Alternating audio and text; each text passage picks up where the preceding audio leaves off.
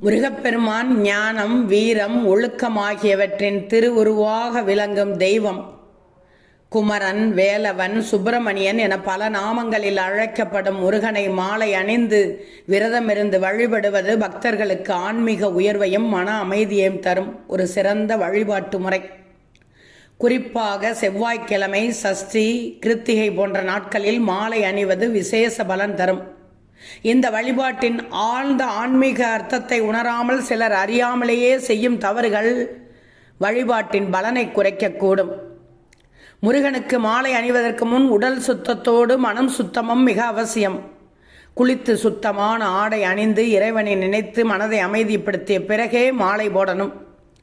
மனதில் கோபம், அகங்காரம், பொறாமை, வெறுப்பு போன்ற எண்ணங்கள் இருந்தால் அவற்றை துறந்து முருகா என்ற நாமத்தை உச்சரித்தபடி மனதை தூய்மைப்படுத்திக் கொள்ள வேண்டும்.